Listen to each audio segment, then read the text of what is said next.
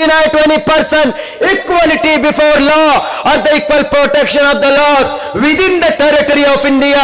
हिंदुस्तान की संविधान के नजर में हिंदू हो के मुसलमान हो, टोपी वाला हो के गमछा वाला हो, या इस देश के ऊपर दाढ़ी वाला हो कि बिना दाढ़ी वाला हो, हर किसी का सम्मान हिंदुस्तान के संविधान में बराबर है।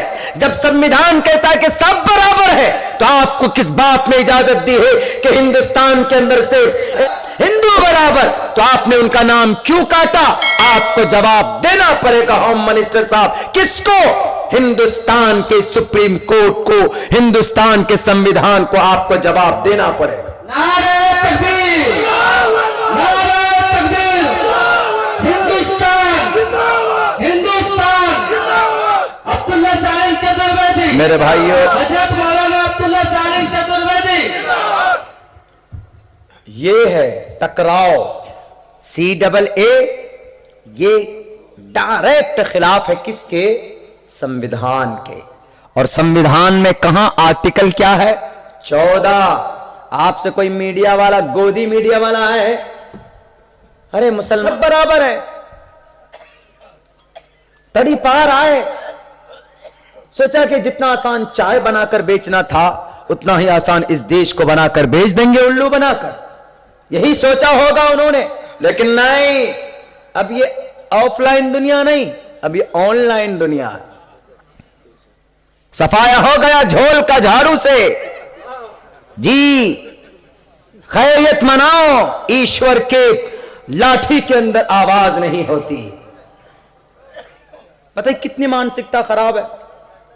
एक MP बोला था कि देश के गद्दारों को गोली मारो, सालों को। यानी कौन देश के गद्दार? कौन? आप देश के गद्दार। आपके बारे में कहा गया कि आप देश के गद्दार। अगर ये देश के गद्दार हैं अनुराग ठाकरे, अगर ये देश के गद्दार हैं, तो उठाओ तारीख 1755 के अंदर यही कलकत्ता की सरजमीन पर फोर्ट विलियम, डायमंड हार्बर, उसकी दरो दीवार को तोप लगाकर तोड़ने वाला तेरा दादा नहीं था, बल्कि तेरा बाप अली वर्दी खान था, जो कि मुसलमान था। 1757 के अंदर प्लासी की जंग में मुर्शिदाबाद के अंदर बंगाल का शेर, आपको गर्व होना चाहिए, अंग्रेज से लड़ने के लिए सबसे पहले मैदान में कोई खड़ा हुआ था, तो यही बंगाल के वो दोनों शेर अली वर्दी खान और उनका नाती नवाब सिराजुद्दौला था, जिसने जालिम अंग्रेज के दांत खट्टे किए थे। क्या ये देश के गद्दार थे अनुराग ठाकरे? जवाब देना पड़ेगा तुम्हें। एक मर्तबा नहीं, 100 मर्तबा मैं पूछूंगा। और देश के गद्दार बोलने से पहले इनके ऐतिहासिक कारनामों को उठाकर देख लेना। 1799 के अंदर श्रीरंगापट्टनम की सरजमीन पर अंग्रेज ने सारे बादशाहों के ईमान खरीद लिए।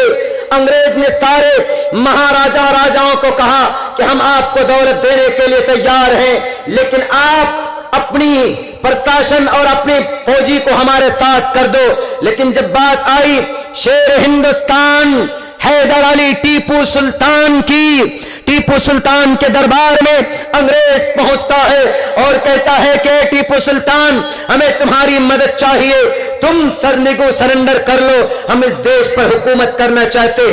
तो वो टीपू सुल्तान ने कहा था, अनुराग ठाकरे याद रखना आप इस बात को, टीपू सुल्तान